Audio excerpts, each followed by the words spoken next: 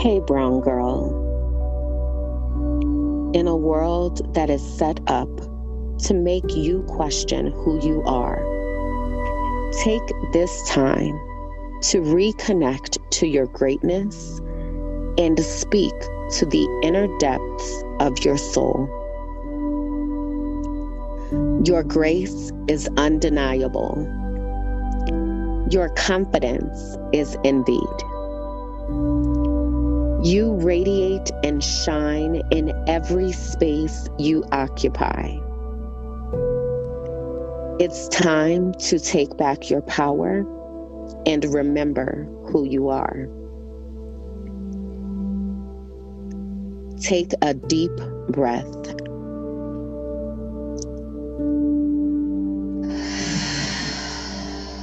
Release all doubt and repeat after me.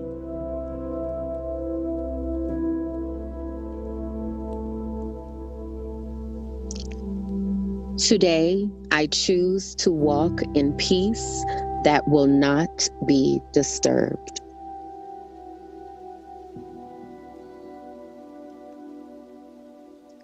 I will allow my mind to exist in my unlimited future.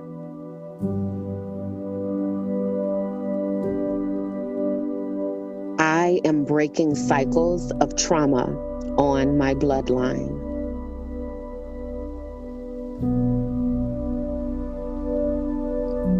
I will take up space without shrinking.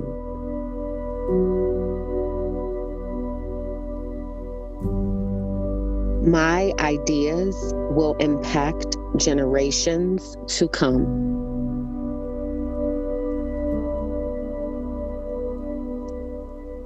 I belong in the rooms that I walk into.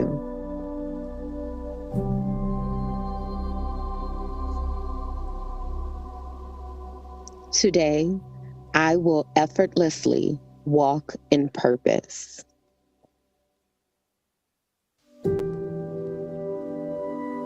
I attract peace and abundance.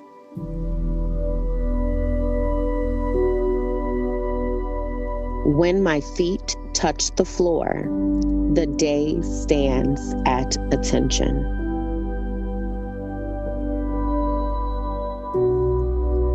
I am calm, confident, powerful, and filled with love.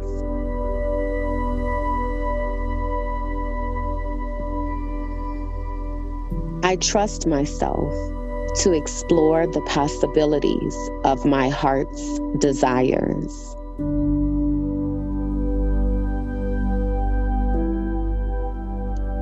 Today, I rise with the power of my ancestors. It is okay to rest from productivity.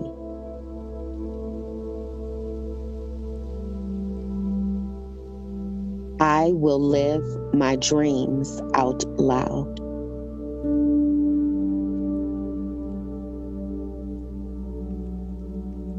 Creativity flows effortlessly through me.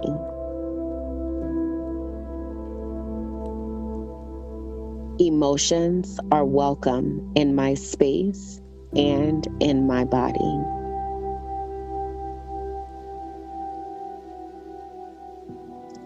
I am overflowing with abundance.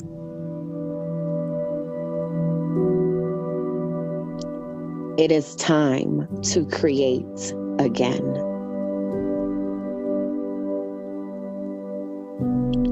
It is time to dream again.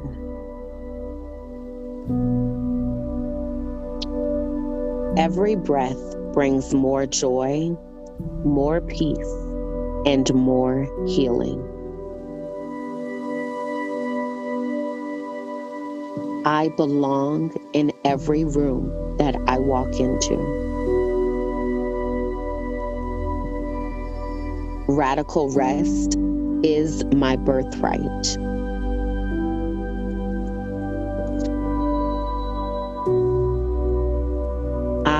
Inhale confidence and exhale doubt. Today, I choose gratitude.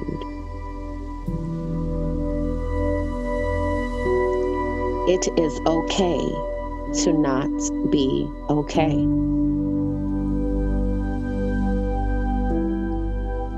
My testimony will be someone else's survival guide. I give myself grace and space on my journey.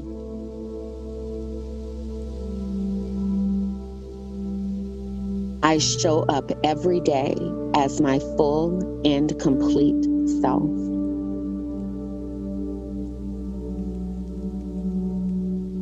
Growth is difficult, but I trust that I am strong enough to do it. I will always be enough.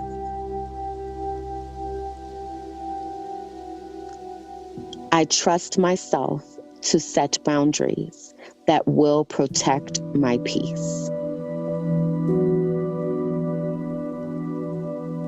My peace is my superpower.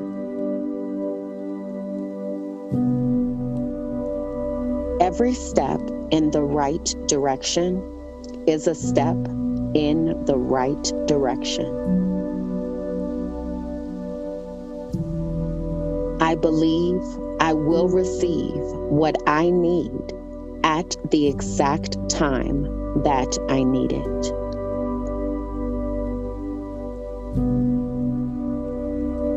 Someone smiled today because I am still here.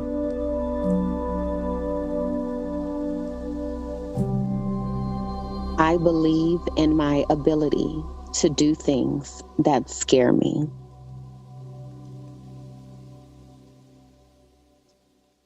I put out the energy I wish to receive.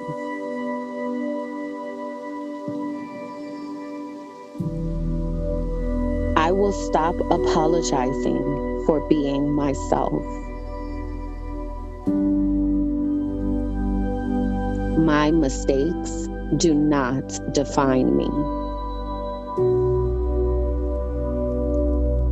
I was put on this earth to walk out my unique purpose.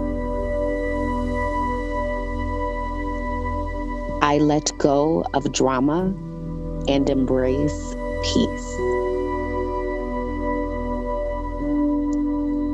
I am attracting people that align with my peace and my joy.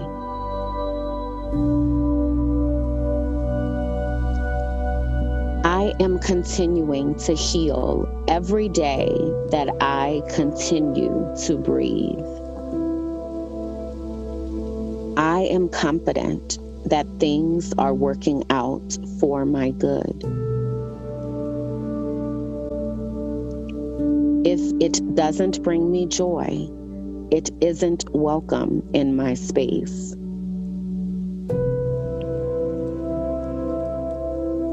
I only strive to be a better version of myself. As I walk, I shine my light on my journey of purpose.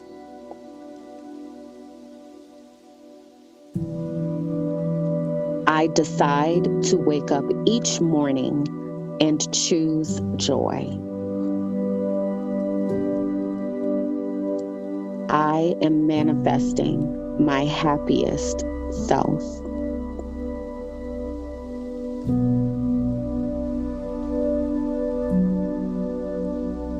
Brown girl, it's time to shine.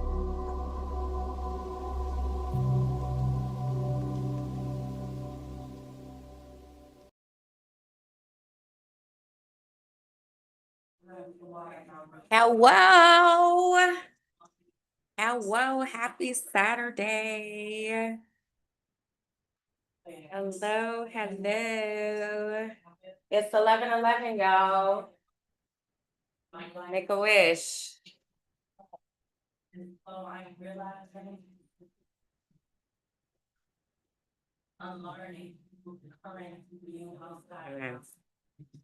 What's up? What's up? What's up? What's up? I'm still trying to get things together. I'm gonna get started in a second. And I also need to decide what earrings to wear.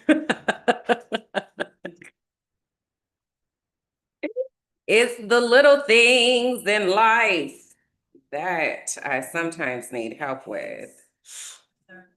So I have these. These used to be a pair of my favorite earrings. Okay, so I have these.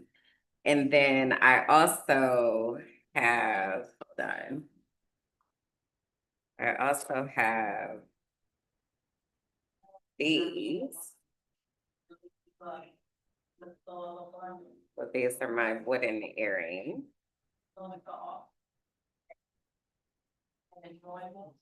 Ooh, ouch. Ouch. Ouch. So I also have these. Hey Google, turn off the music. So these are the second option, and these are just wooden. And then I also have, hold on. And then I also have these. So I'm trying to decide what my look is that I'm going for today.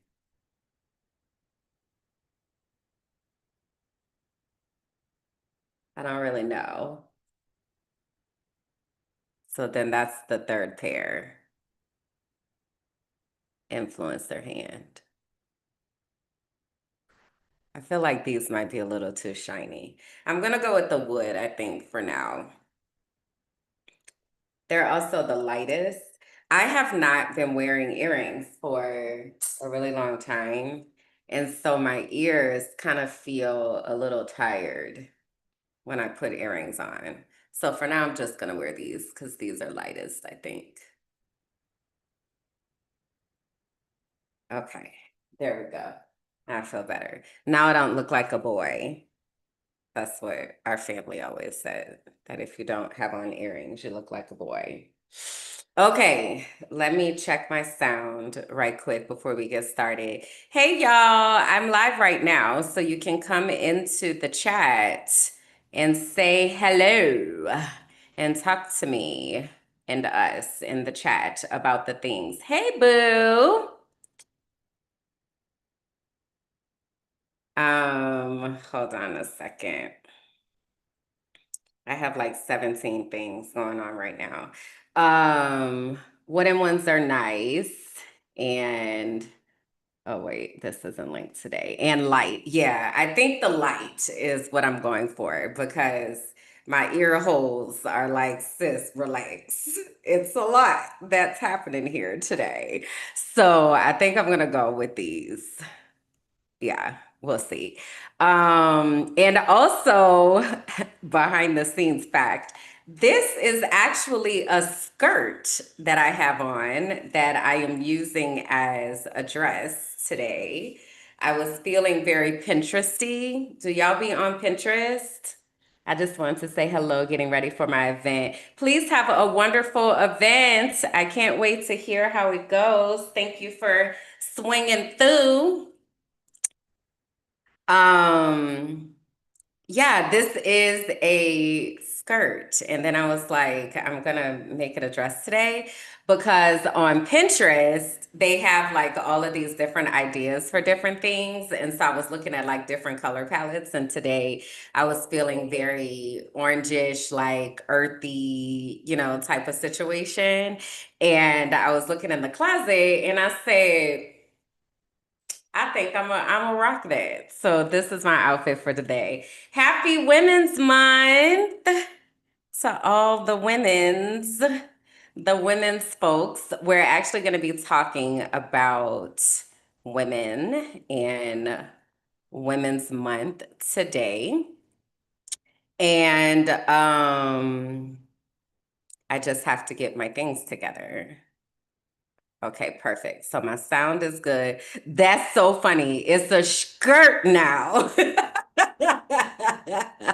Or it's a scress. It's a skirt and a dress all together. That is funny and also very accurate. Yes.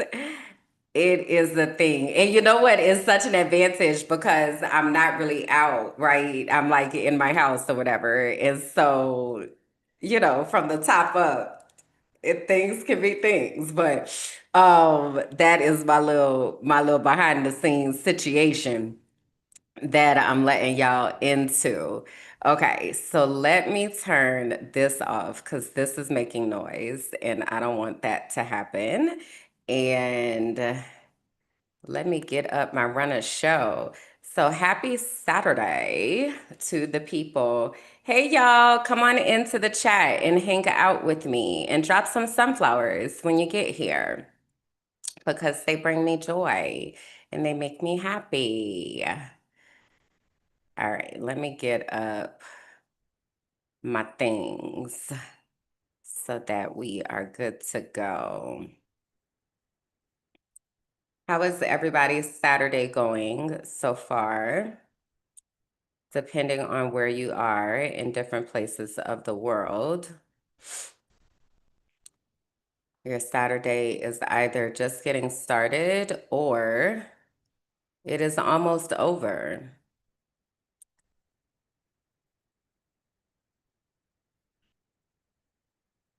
Okay, here we go, y'all. Getting the things together.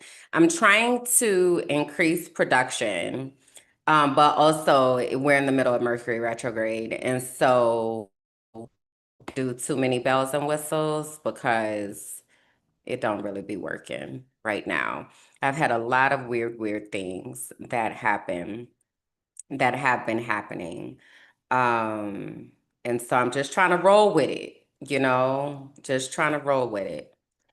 Just in the kitchen, put 2 chicken thighs in the oven. So what do you eat with your chicken thighs? What goes on the side of your chicken thighs? Okay, there we go. Perfect.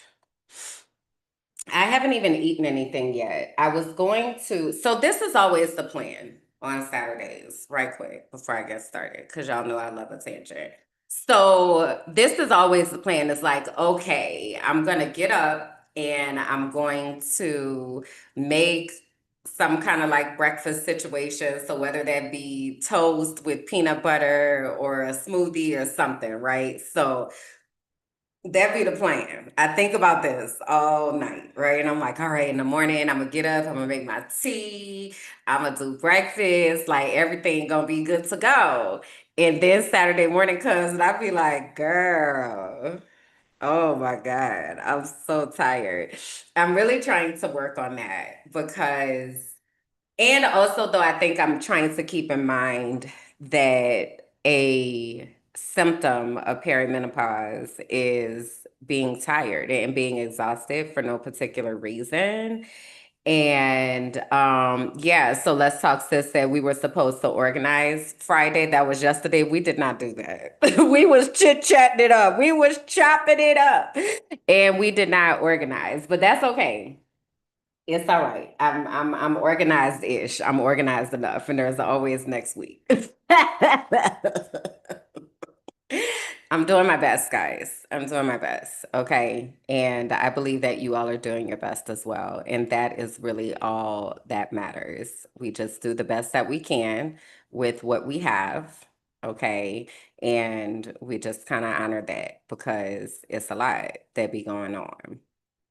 So, I try not to be too hard on myself with the things because it's a process. It's a process and it takes time to kind of get things together. So give yourself some grace if you are saying to yourself, what is this? Why is this? Oh, I'm like, why is this looking like this in here? Hold on, y'all. Let me get myself together. Okay. But yeah, give yourself some grace if you are trying to get your shit together too. Okay. And yeah, try not to be too hard on yourself. We're all in here fighting for our lives, okay, literally, because the world is falling apart right in front of our faces, which is so crazy to say, but you know, here we are. Here we are with the world falling apart every day. All right, so let's get this party sorted. I have a lot of clips that, not a lot, that was being very dramatic. I have some clips that I want to show today. Hello, if you are watching this live and you are able to come into the chat, come on into the chat, say hi, drop me some sunflowers in the chat. Go ahead and like the video if you have not already done that. It helps with the algorithm, and tap the screen and like do the things. Okay. I'm trying to get in the habit of saying all of that because all of those things make a difference in pushing me out to the algorithms. All right. We are fighting against the algorithms every single day. Every single day. Okay. All right. Let's get started. I'm doing the most today. I am doing the most. Oh my gosh. Oh, I also said I wanted to try. Okay, I'm going to try that later. All right, so here we go. Let's go ahead and get started. Okay? All right. Hey, y'all. I'm Kimberly, and this is the Frolicking Truth, a soft space for Black women who are tired, brilliant, and ready to heal. Here, joy meets justice. We calm our Black-ass nervous systems. We unmask and we leave behind whatever that is trying to kill us. You're seen here. You're safe here. And you don't have to do this alone.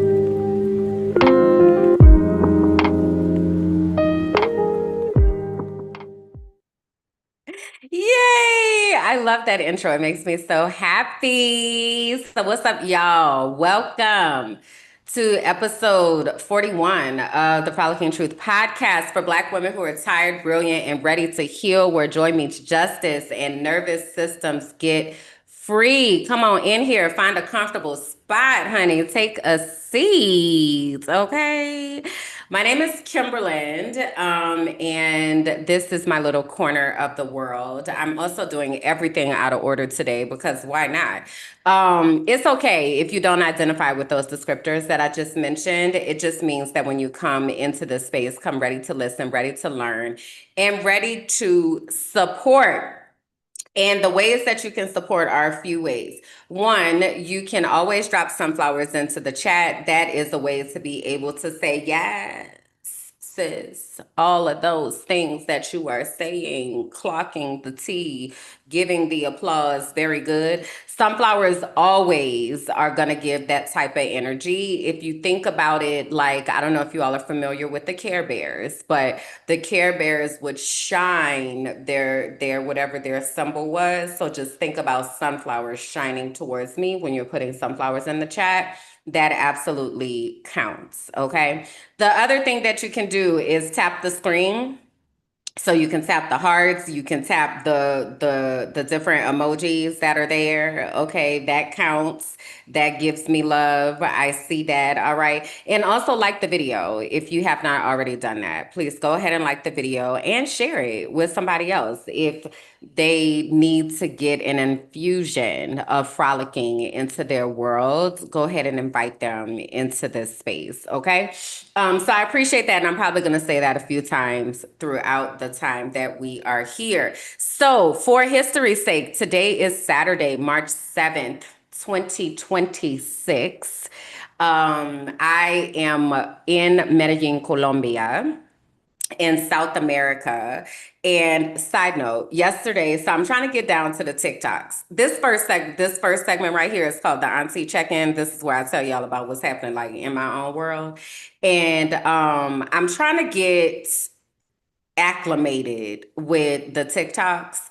And I had gone down to the TikToks yesterday, and one of my cousins was on live. Not Kalanda. Y'all know Kalanda. But my other cousin, her name is Kayla. and she was on live, and I jumped in her live, and I even went in one of the boxes to talk. I don't really know what any of this means, but I went into one of the boxes, and it was quite the experience. It was quite the experience. Okay. It was a really good time. But anyway, I was telling them that I live in Medellin, Colombia, in South America, and they were like, "Oh my God, like, how did you do that? And why did you do that?" And that is always such a loaded question when people ask me why I left the US. And I never really know what to say because it's like it's a layered thing. And no matter what I say, there are more follow-up questions. So I be trying to like choose my words carefully without saying too much. But I was basically just like, the US makes me tired. It makes me weary. It's a lot. And I know that y'all can probably relate because the majority of the folks that are here are based in the US. And even the folks that are not based in the US, y'all get it too because the US is terrorizing the world. Yeah, it's a lot that's going on. But anyway, it was a good time down there to the TikTok. So I'm gonna be exploring what that looks like. If you're over on TikTok, you can definitely connect with me at Kimberlyn J. I don't really be posting like that for real, but what I do is every Thursday, Shekinah and I from Let's Talk Sis, we have a co-working session on TikTok where we work on different things. And then each week we also have a mindset moment, and we have a, what is it called? Oh, I'm about to mess it up. It's brands, business, and boundaries. And so we have a little chat where we talk about the different things. So if you're over there down to the TikToks, come over there and hang out with us on Thursdays. And I'll keep y'all posted on what that's gonna look like moving forward. But when I tell y'all, I be feeling like the auntie of all aunties, cause she was like, "All right, cousin, I'm finna send you the thing so you could jump in the box." And I'm like, "Girl, what I'm supposed to do in the box, girl?" So I get in the box and I'm like, "Hey y'all, good evening, everybody. How does this work?"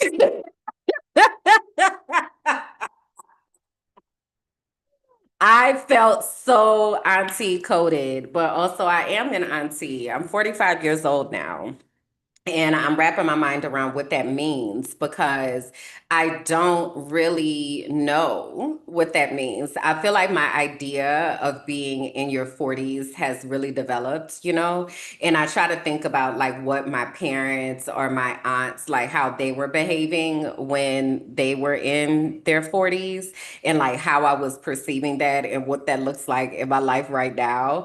And it's just very interesting because I be feeling real youthful until somebody gets a plan. And then I have to be like, now listen, okay, I don't have time for this foolishness. I'm not one of your little friends. You know, I be having to get people together.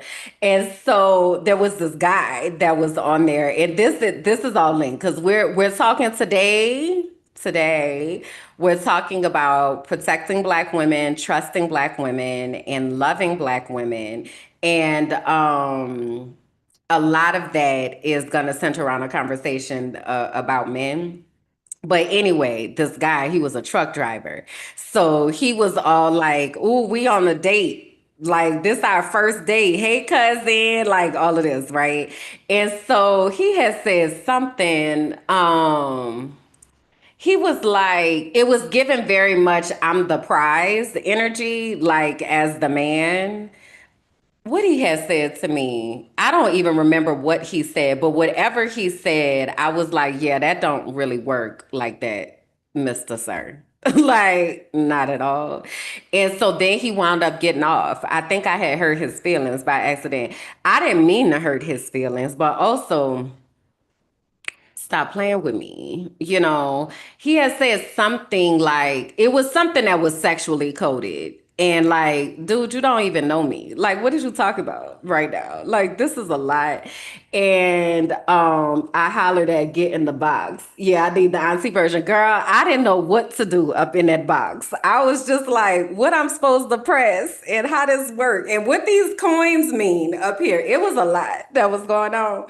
But I said I'm gonna try to get down there more often so I could figure out how it works in auntie land. You know, that was like cousin land because she's about she's probably, she might be a good 10 years younger than me. I don't know if she's even 30 yet, honestly. But yeah, so she was having to get the people together, girl. She was like, what she had said, she was like, y'all better stop playing with my cousin. I'm gonna mute all of y'all. And I was like, girl, I ain't want to come up in here and cause no problems, child. I was just trying to see how the TikToks work.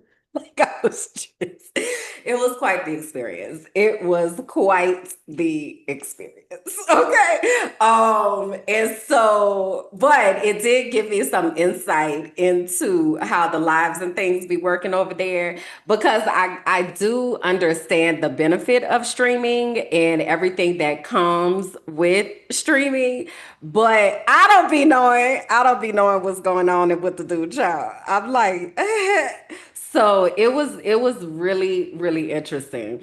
The comment says, "Ooh, I've seen these exchanges. All of the hard legs show up thinking they're the prize." Girl, he was like, yeah, because I'm 38, I'm a truck driver, I got this and that, and I'm finna move here and I'm about to do this. And he was like, good. And when we go to the cookout, I'ma be there and such and so. And I was like, sir, I'm not finna be at no cookout. I live in South America. I'm not there. Like, what are you even talking about right now? Like, he just really thought he was running game, and the game was not being run. And so I had to be very honest. I tried to be as gentle as I could, but also, hey, I'm grown, sir, and I don't know what this is. This I'm the prize energy. I don't know nothing about that. Okay. So cut it out. So then he wound up getting out the box, and I said, oh, I made him leave. I'm sorry, y'all. Eek. And that just, that just kind of happens. All right. So shout out to the chat. Hey Melissa, hey Miyoshi. Thank y'all for coming and hanging out with me.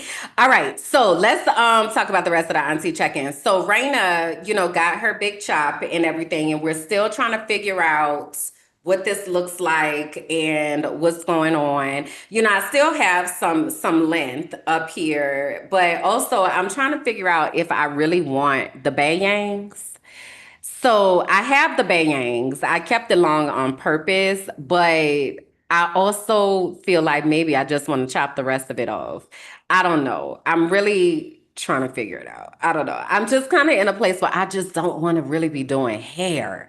And I feel like the longer my hair is, the more I got to do hair, and I really just want to wake up and just be.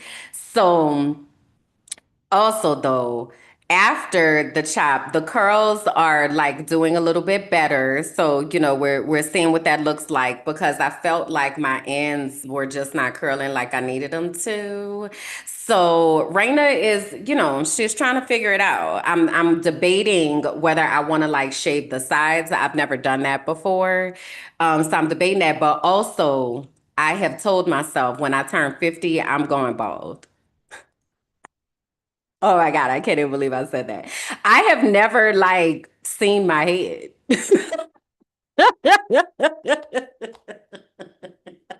I just want to know what it feels like to not have hair. Like, I just want to know what it feels like to just be like free. I don't have to do any hair at all. So I am kind of going in that direction. Um, Miosha say, have you ever considered locks? Probably for about 15 seconds.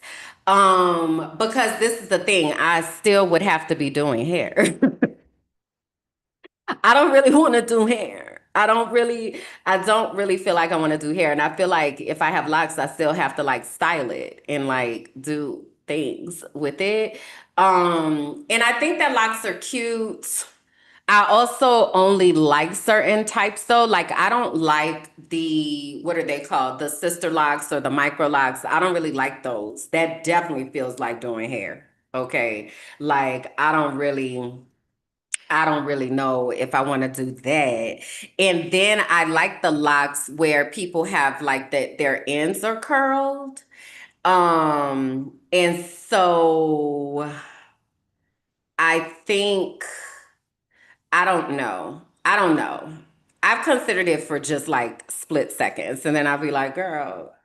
Cut it out. Because also you gotta maintain that. Like you gotta get retwists and like all that kind of stuff. Oh my God. It just sounds like a lot. This is why it took me so long to go natural, honestly, because I used to be asking people like I have a lot of hair, who finna comb it? Y'all are like, yeah, it would be so cute. It would. If any style that I choose is gonna be cute. Also, who's doing it? Who is maintaining this hair? Okay. So yeah, I'm kind of, I don't know. I don't know. I don't know what that's about to look like. Let me see. Melissa said, I love the bangs, especially in purple. So this is the other thing that I was debating of whether I want to dye my hair again. And I have had some different colored hair. The first time I had purple hair was probably, it was pre 2017, because in 2017 I had did my acting and modeling debut, if you will.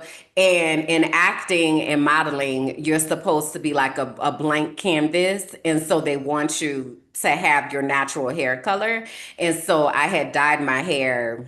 Well, I had dyed it black. That's also not my natural hair color, but I had dyed it black. So then I had like jet black hair for a while. But then after that, and after I chopped Raina, I had fire engine red hair for a while. That's also very hard to maintain, okay, because it fades. So then that kind of faded to like a, it almost started being pink for a minute. Like it was very interesting. So then after that, I went to like a burgundy. Okay. And we did that for a little while. And then after that, I just kind of let it grow out. And so I would use hair wax and stuff like that. But also, I think I'm developing allergies in this season of life, which is bullshit. That's bullshit. That's bullshit. I feel like I'm developing allergies to all sorts of things that are not natural things. Because even I had put on a pair of earrings the other day. I know I'm all over the place, but go with me. So when I was younger, my mother used to always be like, oh my God, these earrings are making me sick. When she would try to wear costume jewelry, she would be like, it's making me sick in my body. And my mother is very dramatic already. Okay. So I used to be like, girl, the drama, relax. But I think I understand. I think I understand now, because I feel like I had put on this pair of earrings and I was like, I don't feel right in my body. But that's what happened the last time I tried to use hair wax. I had put it in and I was all like, ooh, this is gonna be cute. And then I was like, I feel like it's seeping into my pores. Ah. Um, so yeah, I don't know. I don't know if I'm gonna color my hair. I'm figuring out. We'll see. So y'all are along for the journey and we'll see what happens. But I'm giving you the heads up, because also when I chop Raina, I got a lot of messages where people were like, no. And I was like, relax, like hair grows back. But also, I'm liable to do anything at this point. So I'm giving y'all a heads up, just in case you come here one day and you be like, this girl really done chopped all her hair off. I'm telling you now that that is where we're heading towards. I also think it's really cute. Let me show y'all some of the I had put this in the Patreon when I was trying to decide what hairstyles I wanted, but let me show y'all some of the ones that I'm really leaning towards. It's one in particular that I really, really like, that I feel like I might be heading towards with these bangs. Um, Let me see. Melissa said, what she said? I love, oh no. I feel you on the do nothing hairstyle. You don't have to style it. Sometimes I don't touch my hair, but I understand. Baldy is the most freeing. I've done it 3 times. Oh my God. That's dope. Yoshi said you stressed already, so that's a no. Exactly. I'm not trying to stress myself out more. I really don't want to do that. Wait, where my inspiration pictures at? Hold on, y'all. Let me find it. Let me find where they at. Oh, you know where I could look? I could look in the Patreon. Okay, hold on.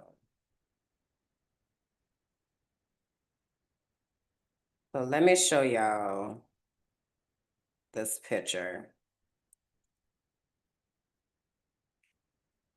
Okay. Can y'all see that?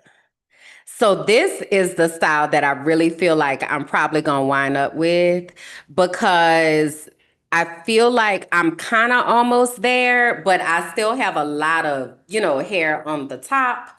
But I really, really like that one. This is the other one. Now, I've never done the undercut and such. I've never done that. But also, you got to maintain that. You still got to go to the barber. And I'm not trying to do all that. I'm trying to do something where I ain't got to do all that. You know what I mean? So we'll see. Stay tuned. And Raina has given me permission, and Raina's just like, we're gonna figure it out and we're gonna be along for the ride. So that's what we're doing. But I really think I might just let go of the bangs because the other thing is with the bangs, if it's not like curled and falling just so, it also be looking mad weird. So I feel like maybe I just need to leave that alone because also I'm not a hairstylist, okay? And I want you to know I am cutting my hair. I am the one that is chopping off my hair. There is no guidance, okay? Literally YouTube video and let's just see what happens. So we'll see. But there is a barbershop across the street and I did say if I mess it up too bad, I'm gonna just be like, hey, can y'all do something with this? So we'll see. We'll see. Okay, I had that nickel allergy as a child. Okay, so maybe it really is an allergy. Now costume jewelry is my bestie. Yeah, and see, I used to wear costume jewelry all the time as a child. And so I feel like I'm going reverse. Like now I'm getting allergies. And that's stupid. I just hate it. I hate it so much. But anyway, so we'll see. We'll see what happens with Raina and how this all pans out. We'll see. Y'all will find out when we get on here. Tomorrow is daylight savings time. Well, I guess technically tonight, right? Because it starts at like 2 in the morning or something. I remember I used to work overnight. I was a manager at Walgreens for a long time. And I remember when I liked working on Spring Forward night because Spring Forward night was when I didn't have to be there as long, because we lost the hour. Fall back night was now I got to be here an extra hour. That's stupid. But in the US, you all are having daylight savings time tomorrow. So I need y'all to be prepared. I need you to get your clocks together. If you still have clocks that you have to manually deal with, like, figure that out. But also check your calendars, y'all, and make sure that things are in your time zone and that you got things together. Now, I work in different time zones. So here in Colombia, the time doesn't change. So all this time I have been since over the winter season or whatever, I have been on Eastern time. But because y'all about to spring ahead, now I'm about to be on Central time. Okay. But I also work with teachers across the US. So then I be having to do math. And I work with people in other countries. So I don't be knowing what time it is. I said all that to say I don't be knowing what time it is, where I'm at, what's happening. It be a lot. So I'm giving y'all the heads up in case time zones is something that you got to navigate. Go ahead on and get your maths together because the time is about to change. But what I'm going to do is stay on my time. Okay, so when I'm talking to y'all about particular times, I'm doing what's best for me, okay? Because I really don't my hours of operation really don't start until 11 a.m. I do not do a good job of being anywhere before 11 a.m. and having to be functional and like present. It doesn't work out for me. And I have accepted that about myself because for a long time I used to be like, why I can't get my shit together? Like, why am I always like try to get it together like early in the mornings. I can't. I just can't do it. It's just not a part of what I want my life to be like.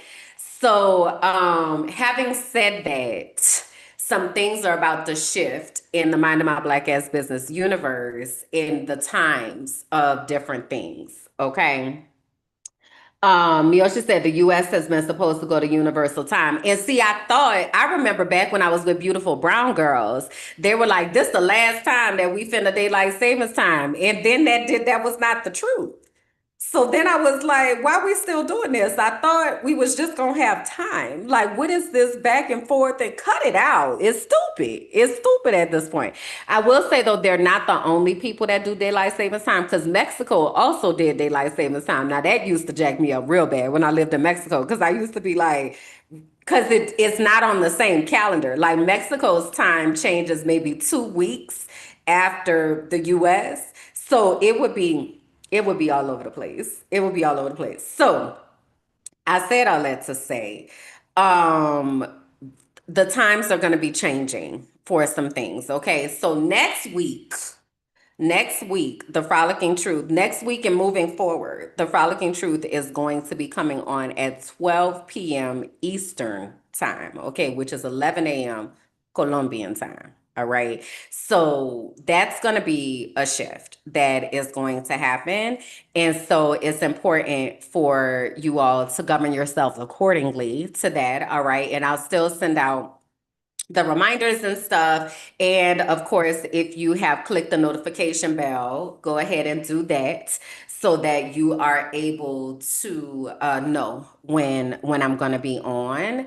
But I want to let you know, because I've been talking to people and I've been saying this, and just yesterday I was talking to somebody and it was like, when is daylight savings time? And I was like, girl, tomorrow, like Sunday, Saturday, it's about to happen. So I do my best to make sure that people understand what's going on, because I don't want you to be late or early. I don't know which direction that goes right now, but know that the time is about to change. Okay. But that's also good, because that means that in the US, you all will have more sunlight and, kind of getting back into the swing of things. I feel like this winter was real brutal. It was a lot that was going on during this winter season. It was a whole lot. So now we kind of get back to like normal life, I guess, however normal we can be in a world that is the upside down world. So again, govern yourselves accordingly for that. The other thing that I wanted to let you know is that our new podcast from Auntie with Love is premiering tomorrow at 6 p.m. Eastern. Okay. And so I have a new clip that I want to show you all so you can just kind of see what you are in store for. Our first episode, we are kind of introducing ourselves and letting everybody know like who the aunties are and what our origin stories are and like all that kind of stuff. So let me show y'all this clip right quick, so that you can see what that's going to look like. Vanessa told she on the tables, but I don't know if that's the whole time. So you're going to find me with a drink high in the air in one hand and my body low. Yes. She's on the dance floor. I'm going to be somewhere dancing with a drink in my hand the entire time. That's my love it.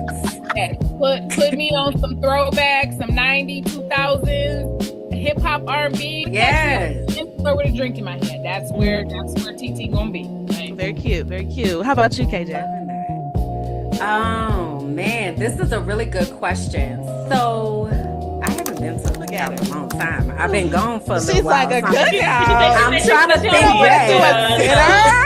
Right? You want to like go to a lounge or something? Like, you could find me in a couple places. One is, where's the food at? Okay, so I'm definitely trying to make sure I got a plate and that I have access to the food. So that's number one. I'm probably either in the kitchen having a deep conversation with somebody. I'm either talking to the youngers or learning from the olders, right? I'm engaged in a deep conversation somewhere, and that might be in the kitchen, or it might be we got to go take a walk sometimes with the cousins, and then come back later. It might be there. Okay, what And about do. you, Vanessa? I'm not even A. I will be on the floor with Sierra. Actually, we may be doing a twofer. We may be doing a little dance like that. You know what I mean? We might be on the dance floor.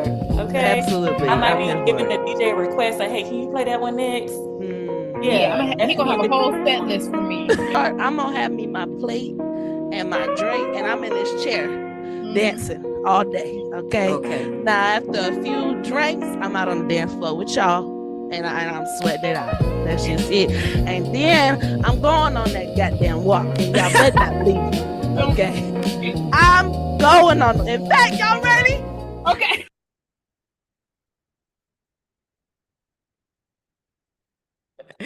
So, From Auntie with Love is going to be premiering tomorrow at 6 p.m. Eastern, and the aunties will be in the chat to answer any questions and kind of talk about the different things and topics that we are bringing up. But I am very curious of where we can find you at the cookout. Now, this is the thing. They be trying to trying to like slick clown me, like, oh, she don't be at the cookout. I haven't been at a cookout. I left cookout land, which is where my family, if you will, would be, like a long, long, long time ago, right? I left New Orleans, if we want to say, I left New Orleans in 1999. Like, that's when I graduated. But I stopped, like, really going back for real probably in 2018, 2019. The last time I went to New Orleans might have been 2022, maybe. So once I left the US, like I haven't really been to cookouts here in Colombia. And cookouts are kind of like a different type of thing or whatever. Here they don't really have like cookout culture. It's more kind of like a block party, honestly, but I haven't really been to any. It is actually one of my goals is to be able to go to a Colombian situation, because I don't really know like how they be rocking, here. So that's why I haven't really been to a cookout for real. But I used to love cookouts, and like I was always like dancing and doing the things or whatever. But yeah, so I see Tulsha said I'll be at the dessert table, felt and heard, okay? Because you got to have you a plate. All right, I got to make sure I eat, because also if you don't get the good food, it runs out. Okay, and I ain't got time for that because I done came here with an appetite. You know what I mean? But yeah, so that is just one of the conversations that we are having during From Auntie with Love. And you all will be able to see that full episode on tomorrow at 6 p.m. Eastern. And again, we will be in the chat to kind of kiki it up and talk about all of the things. So go ahead and mark your calendars now. One of my friends messaged me and she was like, I see what you're trying to do over there. I see you got a whole like network situation going on. And I was like, you see me, girl. You see us. That is the whole point, y'all, of Minding My Black Ass Business, is to let this be a hub of content where we are minding our Black ass business and we are doing the things. So if you are interested in starting a podcast, you're looking for a community to have your podcast be a part of, holla at me, okay? And let's see what we can do, because I really do believe that if we work together, that we can get to where we're trying to get much faster, right? A lot of times we be working in silos, and that's cool, but also many hands make light work. All right. So if you are looking for a collaborative like type of experience and also already having a built-in audience, please do consider hosting your podcast here on the Mind of My Black Ass Business Network. And we can talk about that. If that's something that you're interested in, you can email me at mindofmyblackassbusiness@gmail.com, and we can talk about what that looks like and sounds like and get you started. If you also need support in trying to figure out how to start a podcast, I got you, because that is literally what I do. So you can learn how to produce, you can learn all the behind the scenes stuff that happens, because it is so much bigger than just turning on the camera and talking. Like it's a lot of planning and logistics and all that goes into it. So if that's something that you want to get into, holler at your girl, okay? Because I can definitely help you get it together, okay? Tusha said, I miss eating at cookouts, but not doing the work and prep. Let me tell you what I'm not finna do. I'm not prepping nothing. Okay. I'm pulling up. First of all, I'm not coming on time. I'm showing up a little late. Okay. To already make sure that the food is going to be ready when I get there, because I'm hungry and I don't have time to be sitting here. You done told me that things are starting at 4 and you just putting the food on the grill at 4. I'm not doing that. So I'm showing up about 6:30. Okay, to make sure that the food is already ready. I'm getting my plate, but I'm also not finna be in this kitchen. I'm not cooking, I'm not cleaning nothing, and I'm leaving before it's over with, because I'm also not helping to clean anything up. I feel like I've served my time. I feel like it's time for them cousins that I was talking about. It's time for them to be doing all of that. I'm just showing up and like, where are the things? Where's my plate? And when we going on this walk, okay? So yeah, we'll get into that. We'll get into that. We'll get into that tomorrow during the premiere. All right. So again, that's gonna be a live premiere. You'll be able to be in the chat and hanging out with us. All right. All right. Cool. Now, the last thing that I wanted to update us on is the healing circle. And again, because times are shifting, everything is shifting, right? So the healing circle is going to be taking place on next Saturday, March 14th. And we have moved the time to start at 9:30 Central, 10:30 Eastern. So in the past, what would happen is we would have the Frolicking Truth, and then we will go to the healing circle. What is happening now is we're going to have the healing circle, and then we go into the Frolicking Truth, okay? So just for those of you who may not know what the Healing Circle is, the Healing Circle is a space that is exclusively for Black women. It doesn't matter if you are Black American or Black from another country. It really doesn't matter, but you do have to identify as a Black woman. And it's a space where we reconnect to our body, reconnect to our breath. We do a breath work exercise. We have a yoga flow, and then we also have like a targeted conversation. So this month, our focus is on our callings and thinking about what that looks like and sounds like, and the power that we have within us. Okay, to be able to affect change. So that is what everything is going to be centering around this month. And we'll be focusing on our heart chakra and our third eye chakra. Now, if you're like, chakras, girl, what is that? The chakras are just the type of energy that we carry in ensuring that our energy is flowing freely throughout our bodies, so that we are able to really tap into the spirit and really understand what is happening within ourselves. So that's what we're going to be talking about this month. So if you are looking for a community, if you are looking for a space to be able to balance yourself, if you are needing an opportunity to be able to stop and breathe, okay, the Healing Circle is probably a place for you. So you can register for the Healing Circle by going to tinyurl.com/Black Women Healing Circle. And then you can register for the Healing Circle and prepare to join us. You can also register in advance for the other circles that we're going to have, just to get them on your calendar and to make sure that you are in the place. Okay.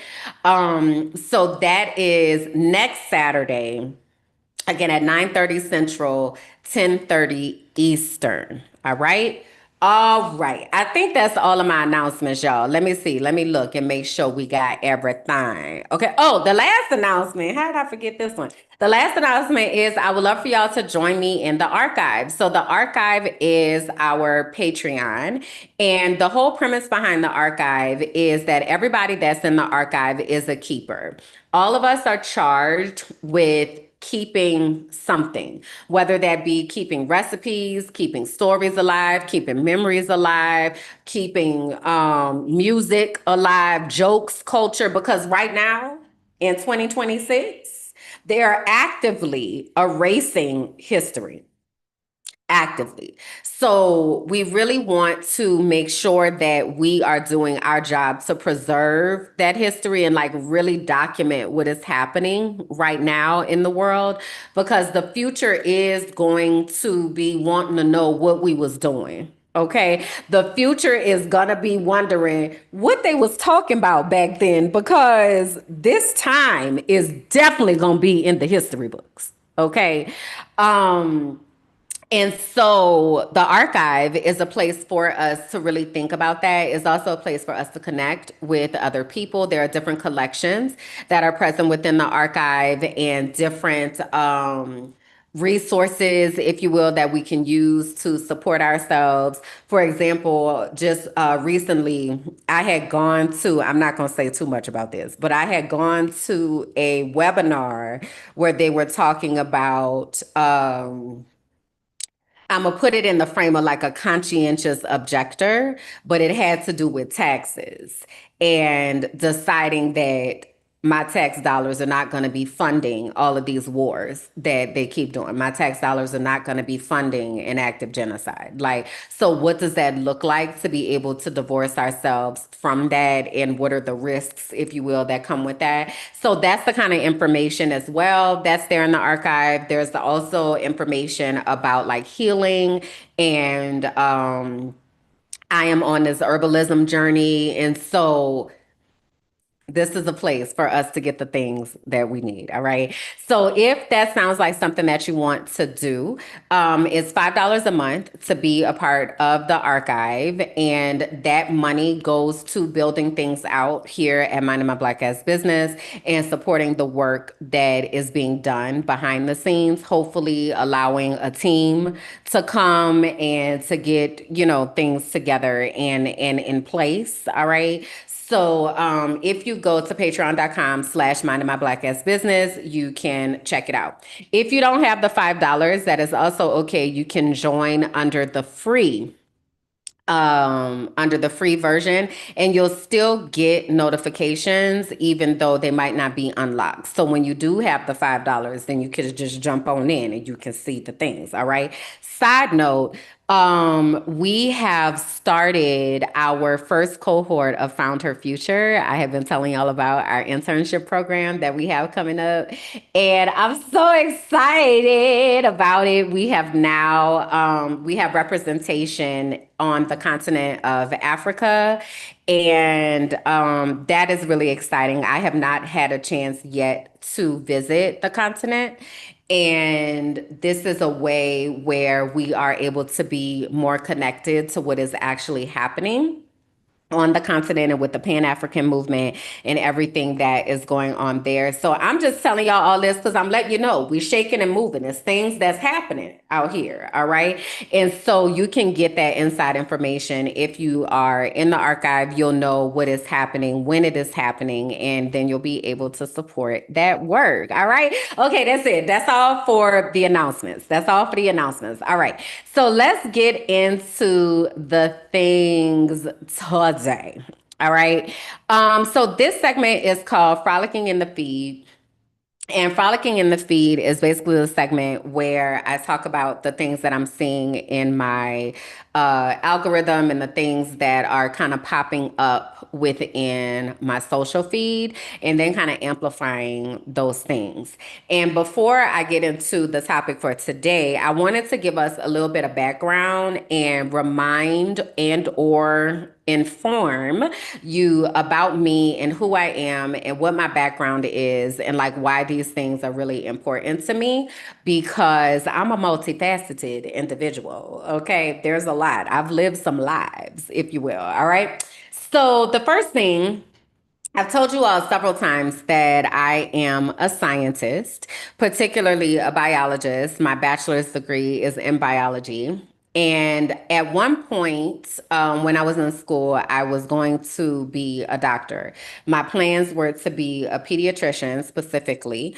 And that obviously there was some twists and turns along the way, okay, where that did not happen. But that was my goal as I was going into college. And I bring that up because one of my passions since being a child, and I don't really remember like when this became my passion and when I got really, really interested in it. But mind you, I was born in 1981, okay? Insert all the gasps here, okay? So I was born in 1981, and this was like in the height of the AIDS epidemic and people figuring out what AIDS, HIV and AIDS was. And like, there was a lot of conversation around how you might contract AIDS. And like, people were scared to touch people with AIDS. And then they were like, no, it's sexually transmitted. And like, it was just a lot of conversation around HIV and AIDS. And so for myself, I became really, really passionate about wanting to do work in the areas of HIV, AIDS, and STD or STI prevention. I had a dream of, hey, Nanan, I had a dream of wanting to have free health clinics in our neighborhoods because even at the early age, I realized like healthcare wasn't something that was accessible to all people, and especially people that may have had different conditions, like they were not being able to get the care that they wanted or needed. And so I was really, really passionate about wanting to have free health clinics. And I would like have these ideas in my mind about what neighborhood that health clinics should be in so that people would be able to get the care that they needed. And then when I got to college and again went through all of the situations, it was organic chemistry, y'all, that told me down. Okay. I took that 3 times. Okay. I realized that I wasn't going to be going to medical school. And so then I got really interested in public health. And it was through, I had, I think it was actually my microbiology class. Shout out to Dr. Junior. So in microbiology, we had a unit that was about public health and about epidemiology.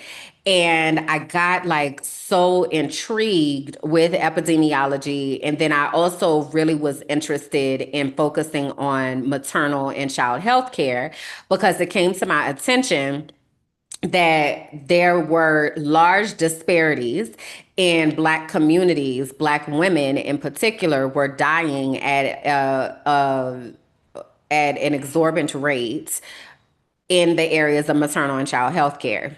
And because I wanted to be a pediatrician, I've always been passionate about children and protecting children. Like that's always been my thing. And so I was like, yeah, I really feel like maternal and child health care is my thing. And then that evolved into epidemiology. So I wanted to give just some context of what these words mean, because I also know that I'm using terms and I don't ever want to assume that we know what those terms were. The comment here says, organic chemistry. Let me tell you something. That organic chemistry tore my ass up. Okay. I literally took it 3 times. Like it was a lot. But anyway, so epidemiology is the scientific study of how diseases and health-related factors are distributed, caused, and controlled within populations. So basically, epidemiologists analyze who is getting sick, when they are getting sick, and where they are getting sick. And they use data to develop policy to prevent outbreaks and improve health outcomes. So epidemiology, if you think about COVID, and everything that was happening during COVID and tracking where diseases came from and like how they were spreading, that was like big epidemiology work. Okay. And so I got really, really interested in that. And I actually, when I graduated from college, I said to myself that I was going to get into public health. I was actually applying to the University of South Florida's public health program. And then I also was wanting to study pathogenic microbiology. So pathogenic microbiology is like all of the germs. Germs is not a scientific term, but the bacteria and viruses that cause different types of diseases. Big microscope energy, big like growing bacteria and all of that. That's also why I have OCD. Okay. That's also why I live with OCD, because I have grown bacteria. Like I know that there are things there, even though we can't see them, and I can't really turn that off in my brain. So I be fighting it every single day. Okay. Every single day. Every single day. Okay. Focus. So I had gotten really interested in public health and epidemiology and everything. And again, specifically maternal and child health care. So a few weeks ago, I was scrolling on the internets and things, and I ran across a clip from this panel that this organization had. So the organization is called SisterSong, and the leader of the organization, her name is Monica Simpson, and she hosted this roundtable with a bunch of Black men. And the roundtable was called Black Men Trust Black Women Roundtable. And the roundtable had quite a few people. So there's a creator named Conscious Lee that was there. Clifton Davis, I think is his name, this older Black man. I'm gonna show y'all a clip in a minute. He was there, but Kendrick Sampson, who is from Insecure, that's where a lot of people know him from, but he's also an activist. So he was moderating the roundtable because he has an organization called Build Power, where he works with Black people around our power and reclaiming our power and what that actually looks like and sounds like, right? So they held this roundtable. And there was a clip that came out from the roundtable that caused a lot of conversation to happen, because there were men from all different walks of life. So there were men who were like, one man was he said that he had fought 2 life sentences and beat the case, I guess, or whatever, but had like been in the criminal justice system. There was another who was a trans man. There was another who was a homosexual man. There was another man who was adopted. There were men who were actors and music artists. Like it was just this table of men with all of these different life experiences. But at the center of the conversation, they were talking about trusting Black women.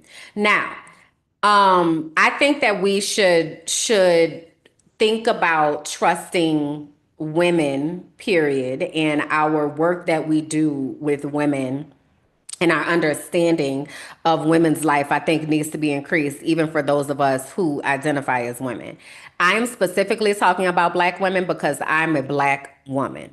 Okay. So if you are watching this and you're like, why is she not talking about other women? Because I'm talking about Black women. Okay. Because we minded our Black ass business over here. All right, cool. So I wanted to get that out the way because I think that's important. So the leader of SisterSong, again, her name is Monica Simpson. She is a reproductive justice advocate. And reproductive justice is not necessarily a term that I was very familiar with. And I really didn't know what it meant for real. So I want to like talk to y'all about it because you might not know what it means either.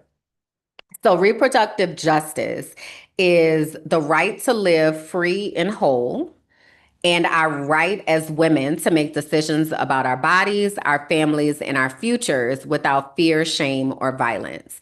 And simply put, it is the right to have children, the right to not have children, and the right to parent children in a healthy environment. Okay. So all of the work that she does is in regards to reproductive justice and thinking about how, as Black women, we are fighting for our lives, if you will, to be seen and heard and trusted in different situations because of all of the isms and all of the things that are present that work to silence us. So this work is really important. Okay. Now, in combination with that, there is also a podcast, one of my favorite podcasts that I love to watch. It's called Unhinged and Immoral. And on Unhinged and Immoral, the hosts are Jamila and Mecca. And Jamila and Mecca did a follow-up from the Roundtable where they had Monica Simpson and Kendrick Sampson on the show. All right. So I want to show us a clip from this, and then I want to talk about this a little bit. And in this clip, you're going to see the viral exchange that happened, but then you're also going to see a conversation that they had on the Unhinged and Immoral podcast. So let me go ahead and share this. And let me make sure the volume is on. Okay. Overtalk I'm me. gonna fucking overtalk you because Good, you're talking out but of you're line, not nigga. gonna disrespect You don't know me. what the fuck you Oh, talking I about. am. I just I learned do. how to love at 6. I do. You don't know what the fuck you talking about. Oh, I do. Because you can't I fix do. some shit. You wouldn't know what to do if they got to hooting and hollering around me. Boy, stop! Guys, Boys, stop! Meanwhile, I'm over there like, they good. They fine. No, so I know we're going to talk about it because Yeah. we know the internet talks about it. Yes. But, you know, in that experience of the moment where all of the energy came to a head, I am a trained Black woman to try to make everything right? And so I have the skill set to do so. I also had respect in the room. So I stepped in, right? Because I'm like, yo, what's up? And what happened in that moment with Kendrick, though, this is where I knew that the trust was like so real between us, because I'm getting ready to shut it down or at least try to bring it down. And Kendrick was like, no, Monica, got it. And I just had to throw my hands up and just sit down. And that was an experience for me as a Black woman who, because I'm going to say this about us Black women, it's our superpower, and it's, you know, it's a thing for us to have to like relinquish that power. Yeah. And I had to do that in that moment, but I trusted this Black man too. Because that was the important part right Because there. that was the important part. Yeah. I trusted that he was going to be able to do that. And what I witnessed in that moment was that Black men are going to have these conversations in this way. There's no other way for us to get around it. Like masculinity and all of that stuff that's in them. It's gonna come It's out. going to have to come out. Yeah. And it's got to come out with them so it doesn't come out with us. Please. Do you see what I'm on. saying? Like it has I to don't come want out it with to come out on them. me. Is that as badly as we want to work with our brothers, because I know we do, Yeah. we got to give them time to do that. So Yeah. that we don't have to absorb any more of that trauma. Yeah. Right? And so that was just you know, it was a hard moment, but it was a beautiful moment in some ways for us to understand what we really dealing with here. You know what I'm saying? I realized, and I also realized that most of our transformation, most of our breakthroughs, most of our power is right on the other side of them arguments. Right. Like meaning, like we get into it. The way our ego works, obviously, is much different from y'all. Well. And we be in these ego battles, and the ego battles we don't even realize is really over what you mean. What do you mean by that? It could be taken care of. And Because what and I heard you just Yeah, because say. what I heard you say. Oh, okay. But instead, I'm in defense mode already. Yes. I heard you say Right. this, and I'm gonna prove to you that I'm not a bitch. Yeah. And Right. why are you calling me? Why are you calling yourself that? What is where we get? Where we Yeah. yeah. Come on. We didn't say What, it I'm like not- that. and what you gonna do is be a bitch, because now I gotta call you something so that I'm not the. And then y'all get back and forth and don't realize. Now all we're you not had even to talking do is about say- what we was talking about. What did you mean by that? Yeah. That's What it. you meant that by was that? it. That was it. Let me say this. Don't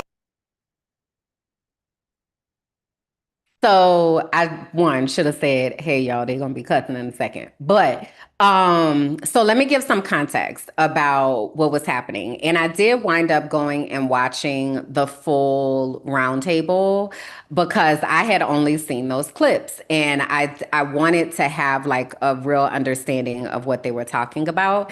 And in this particular moment, what they were arguing about is that Clifton Davis, who is, I want to say he said he's 70 now.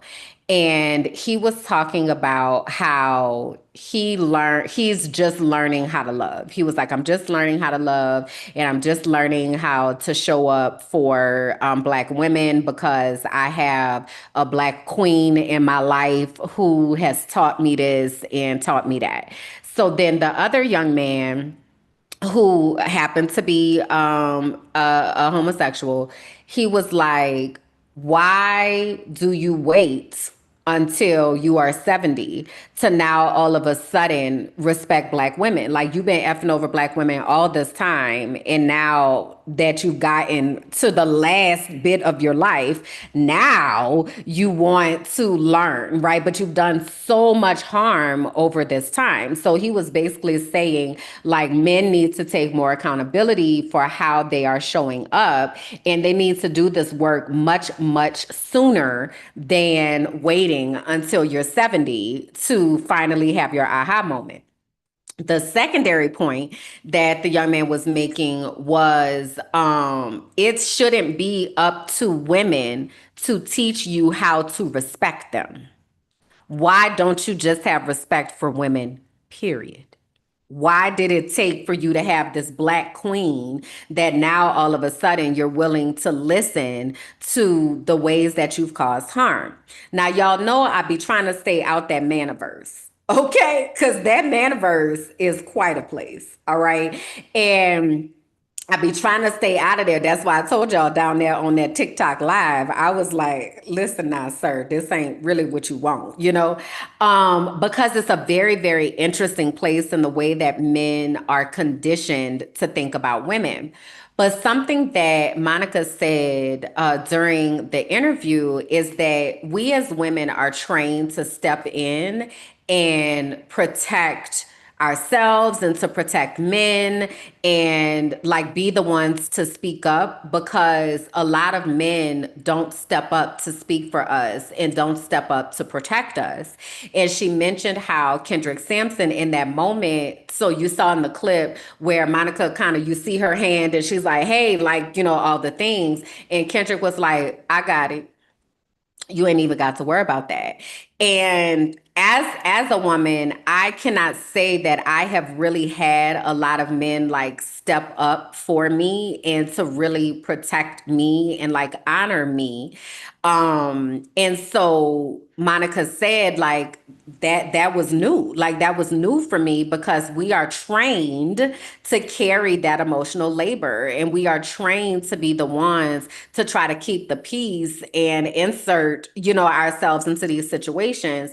And unlearning that is like a whole process of things that needs to happen, because we have had to protect ourselves because other people are not stepping up and protecting us, particularly people being other men. And so out of that, I was saying to myself, I'm like, wow, like we and I have to be so intentional about not carrying that emotional labor and not being the one to have to teach a man how to treat me. Like I like that should be conversations that men are having with each other. Now, over the course of my career, I've always had like different mentor groups and different groups like with girls and young women, because I believe it is very important for women to understand like what it looks like for us to be able to honor boundaries and realize that we have boundaries, and like honor the sanctity of our lives and our bodies and like all that kind of stuff. And one of my girls would always ask me like, Miss, you talking to us, but who's talking to the boys? And I'm like, girl, that's a good question. Because who is talking to the boys? Where are the men that actually love and respect women that are instilling that in the boys, right? And putting themselves in a position to own the work of deconstructing patriarchy. And definition break here. When I say patriarchy, I'm talking about the system of structures and practices in which men dominate, oppress, and exploit women.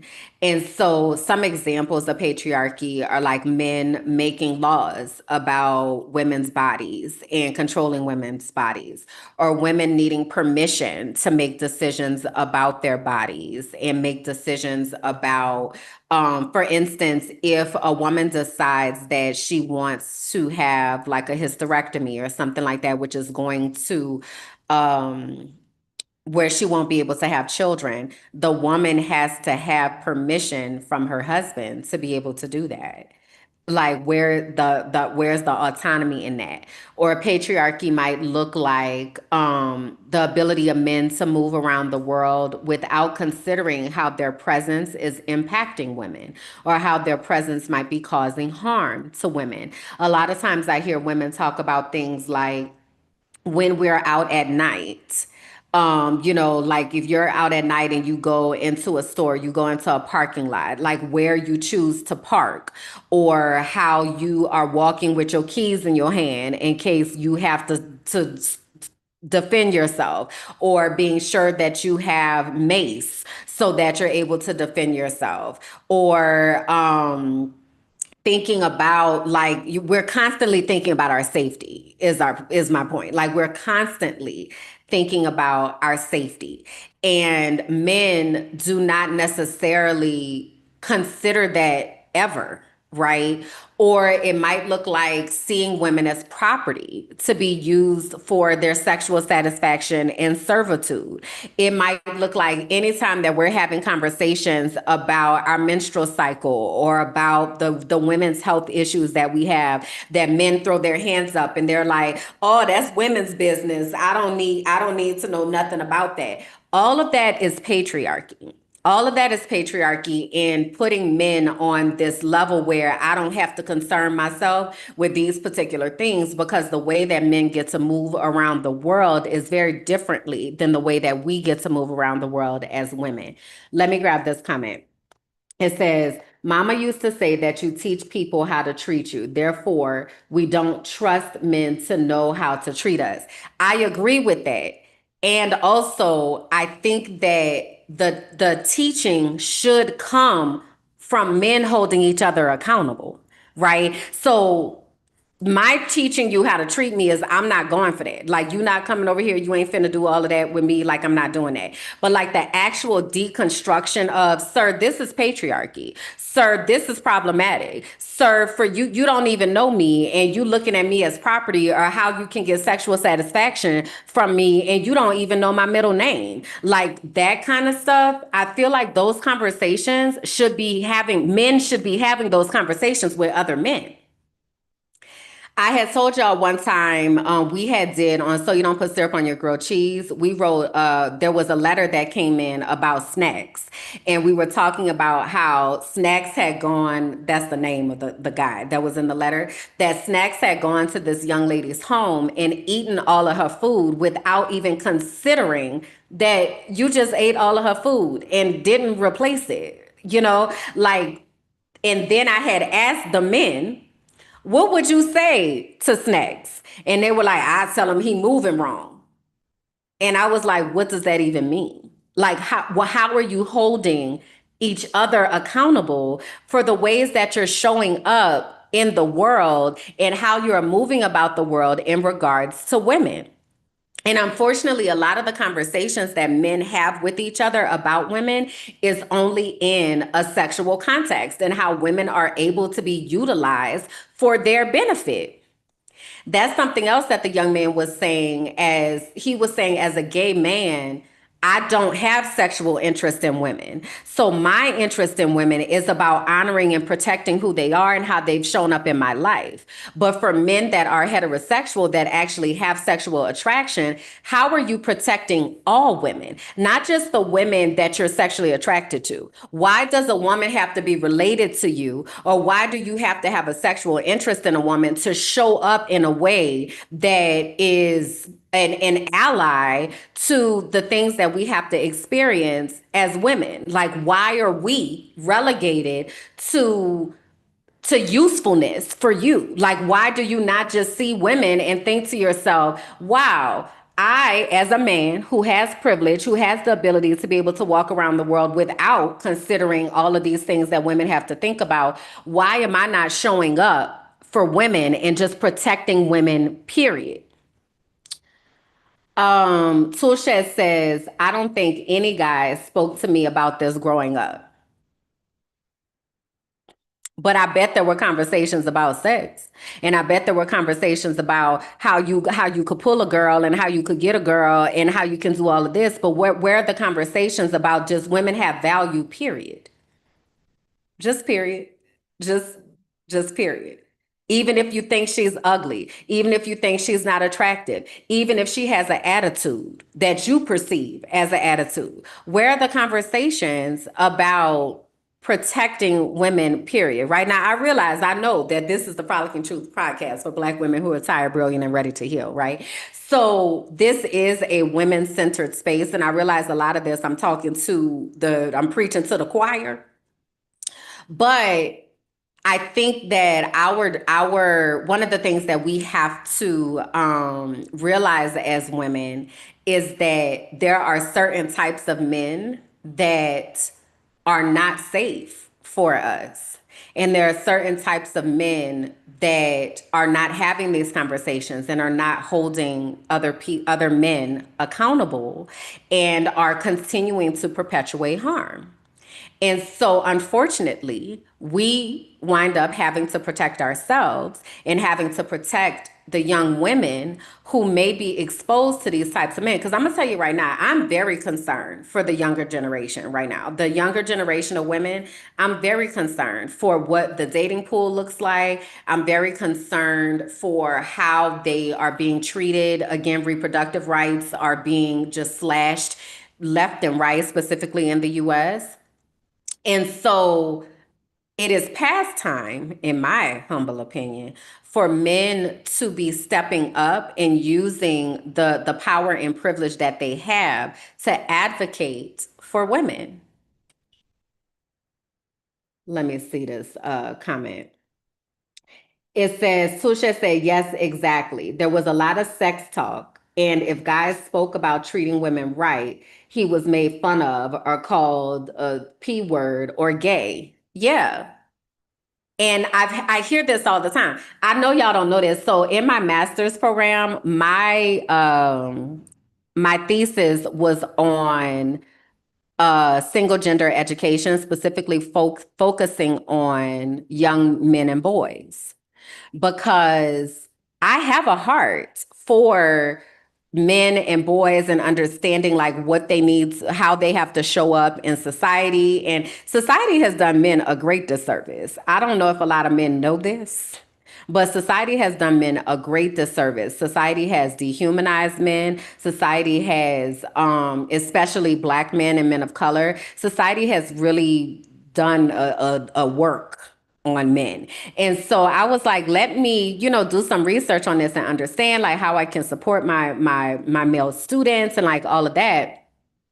But also, at what point do the men take the boys under their wings, not for how you can get over on a woman, not for how you can use a woman as property or you can use the woman to your sexual benefit, but just about the fact that women are special and women are to be honored. Where are those conversations?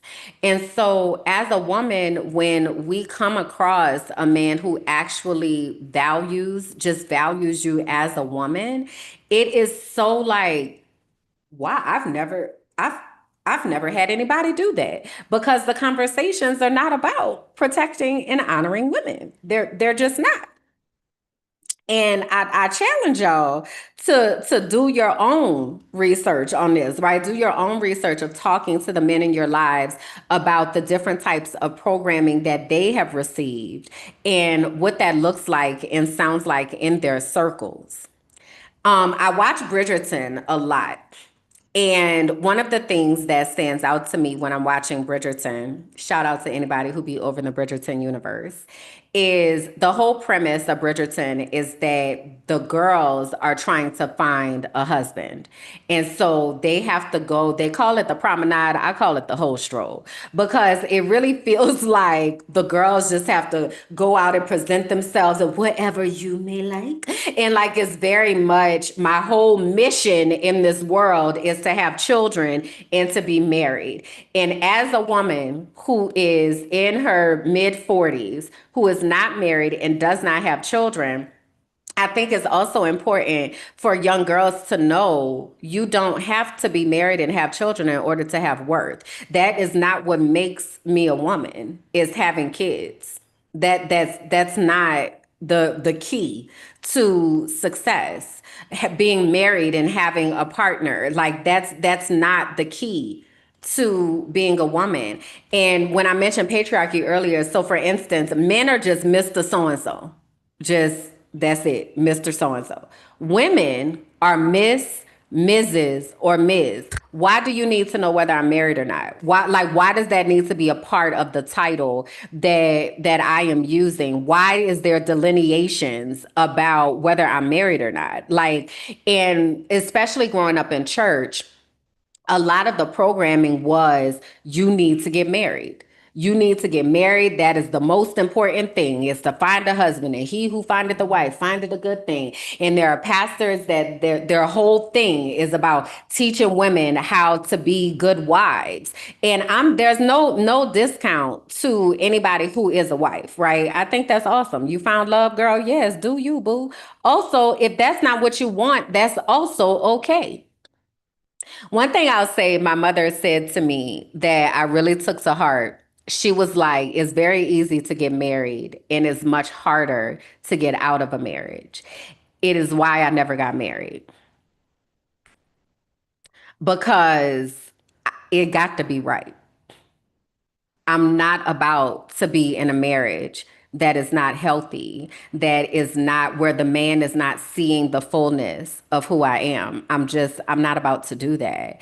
And even while I'm out here dating, the types of things that men say, like I was just talking to this man the other day, and he was like, first of all, I hadn't heard from him in weeks. So his number is not even saved in my phone anymore. Okay. So, because I tell you, I'll be canceling subscriptions, right? So he reaches out, he's like, hey, how have you been? And I was like, I'm fine, thank you. And he was like, oh, I was thinking about you. No, because I said, what made you reach out to me? So he was like, I was thinking about you. And I was like, thinking what? And he was like, how much I would love to hug you and kiss you. No, sir, I haven't even heard from you all week. Like, why do you think you building a relationship with me and I haven't even heard from you for a whole week? And you think that you're about to have access to my sexual energy? Like, bruh, come on, bruh. Seriously? And that is just so common. Like, it's so common. It's so common. And it is so, like, dehumanizing. Because I said to him, I said, so what value do you see in me beyond the fact that you want to be physically intimate with me? Oh,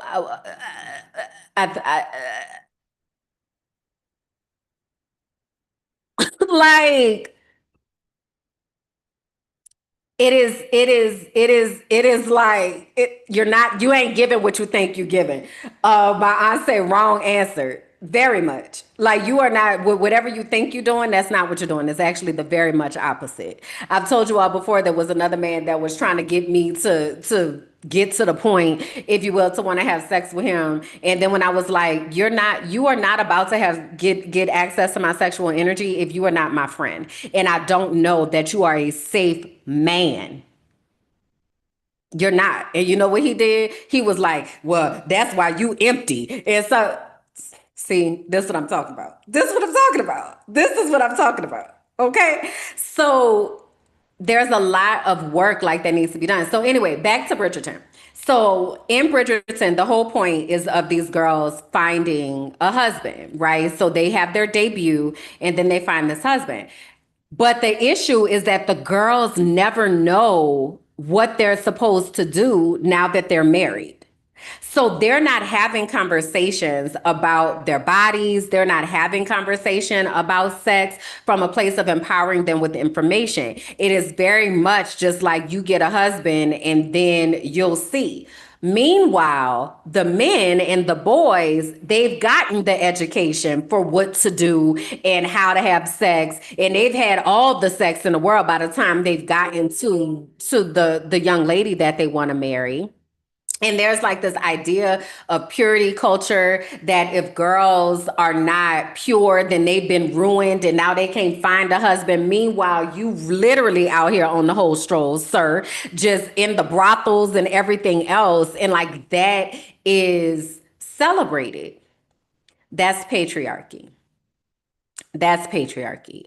Looking at women as these trophies that are on the shelf, or these things that I use for my sexual benefit, or you cook me this meal and you do this, but seeing you as a person is often not a part of the conversation.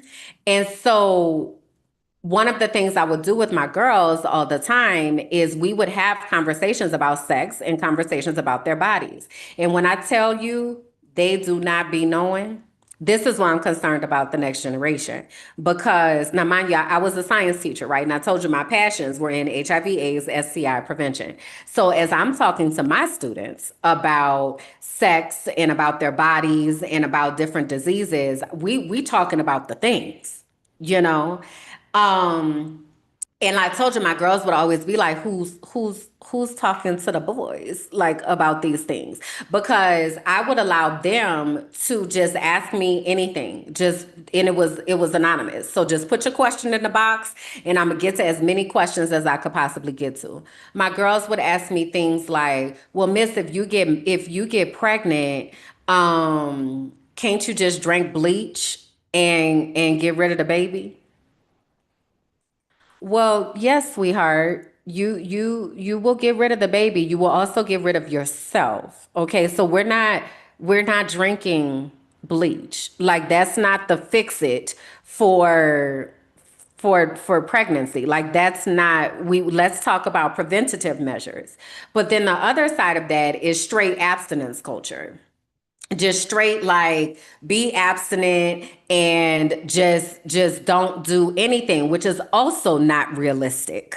Okay, so how do we empower our girls with this information? So we would talk about them having the right to refuse touch, having the right to refuse sexual interactions, letting them know that their value is so much more than sexual. Like we're whole human beings and we deserve to be protected, valued, and honored just because we are human beings.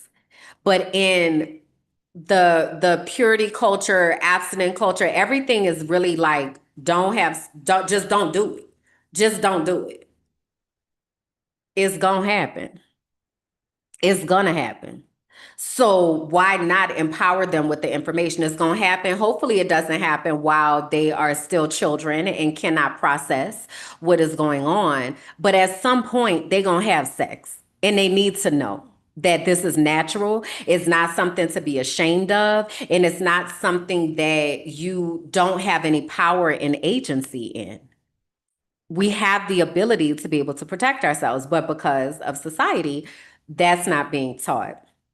And so even more so now in the US particularly, all of that sex education and all of the education about our bodies and the different things that are happening is abysmal. It was bad when I was in the classroom, but I was also, y'all gonna get this lesson. All right. So I was making sure that my kids knew. But right now, that's not something that can be discussed in classrooms. So we're taking away the opportunity to be able to make these informed decisions because purity culture and because we want to control women's bodies. The comment says, poor kids. Yeah. It's really concerning. So anyway, let me get off my soapbox for just a minute to say I have a challenge for y'all. And I want you, if you are a woman, to ask these questions to the men that are in your life. If you are a man, I would like for you to ask these questions to the men that are in your life. So these are some of the questions. The first question is, what does it mean to be a man? What does that mean to you? The next question is, how do you honor women who are not related to you? Because a lot of men will say things like, oh, that's so-and-so's sister, that's somebody mama, that's somebody, that's my sister, my blah, blah, blah. So that's why they're showing up. But how do you honor women who are not related to you? How do you honor and respect women who you are not sexually attracted to? How often do you think about the general welfare of women and their safety? How do you hold other men accountable for how they treat and talk about women? And what does it mean to be a protector? Now, I'm going to let you know, they might not have answers to this, and they very well may not have ever thought about any of these questions. So also brace yourself, okay? Because this may be the first time that they're having this conversation. And this may be the first time that they've ever had to consider these things. But I also think it's really important to know if how the men in our lives think, so that we know if they are safe people or not. Now, disclaimer, I'm not anti-man. I love men. I love men. I want men to be successful. I want men to have all the protection, and I want them to be able to thrive, and I want them to be able to be all that they can be. Okay? And also, that does not happen independently of how they operate with us. So I want to give you an example of a man that I run across on Instagram and the work that he is doing in order to start these conversations and have these conversations with the people that are in his life. The handle is called Born with a Dark Tan. That is the handle. And he has been on this mission to learn about women's health. I believe he's getting married soon, if I'm not mistaken. And I can't really remember what started him on this journey, but this is the kind of content that he makes. So let me show you this guy. It's day 136, learning about women's health. Yesterday, I was talking to my friend Alex about this, and we were talking about fibroids, right? Fibroids are non-cancerous tumors that lay in or around your uterus, progressively getting worse because of estrogen or progesterone, right? What is crazy to me is that it affects 90% of Black women, 70% of women in general by the age of 50. It's wild because we don't talk about this.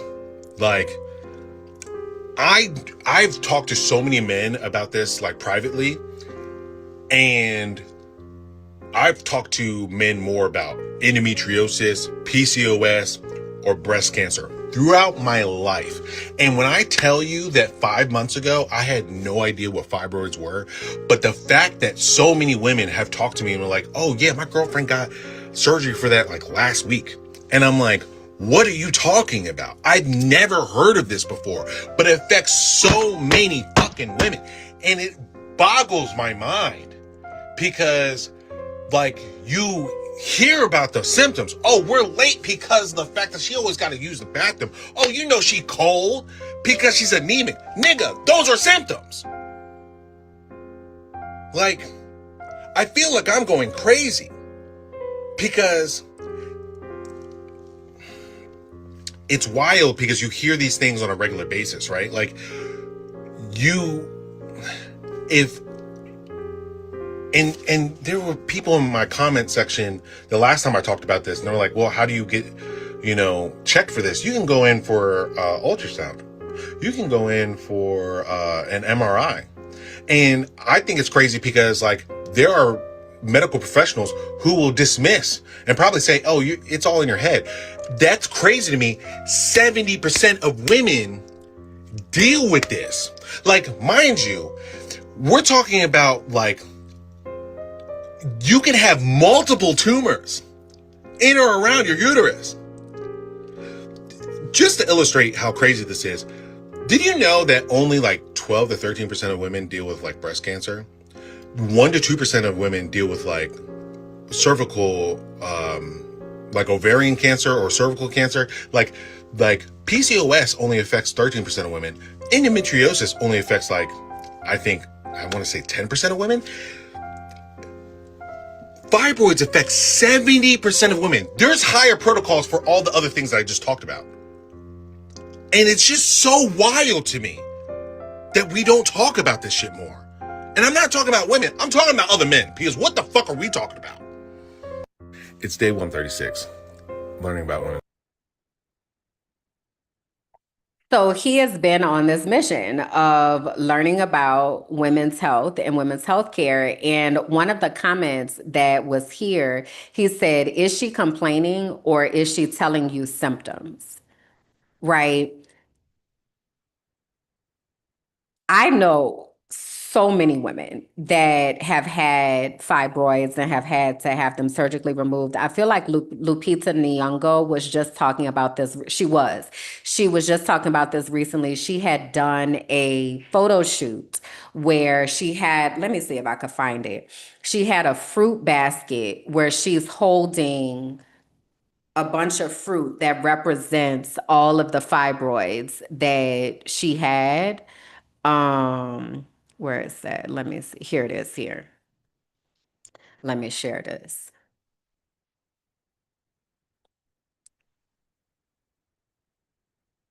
So she says, today is my birthday and it's got me feeling reflective, not about age, but about a different number, 77. Over the course of my lifetime, I have carried 77 uterine fibroids, 25 surgically removed, and more than 50 still growing inside me today. The largest, the size of an orange. Swipe to see my MRI. This is not a rare story. It is just a rarely told one. I have endured seasons of constant pain, losing dangerous amounts of blood each month, and suffering in silence. In this image, I'm holding 77 fruits as a symbol for each fibroid to make visible the weight that I and millions of women like me carry every day.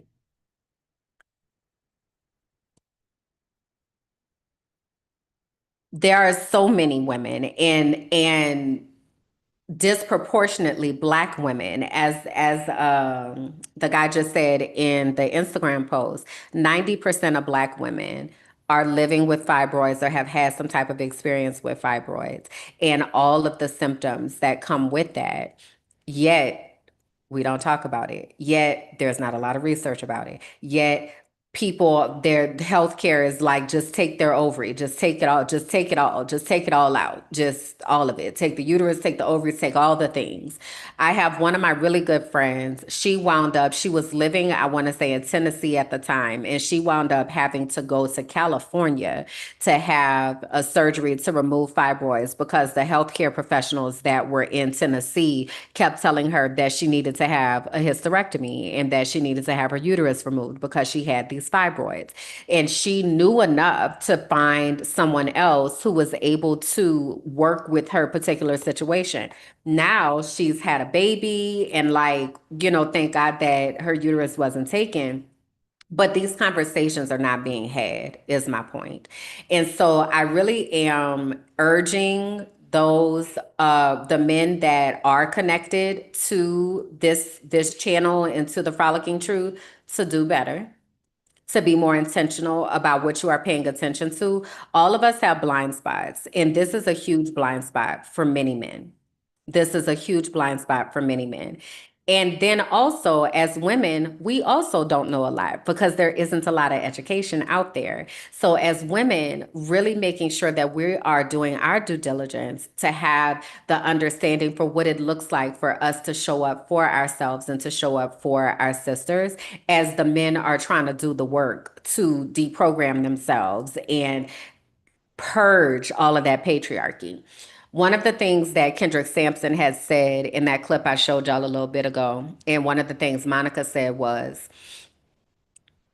it is important for men to have these conversations so they can get all of this out of their system so that they are able to show up for us, and we don't have to house all of the trauma, and we don't have to house all of the uninformed and ill-informed ways of viewing the world, right?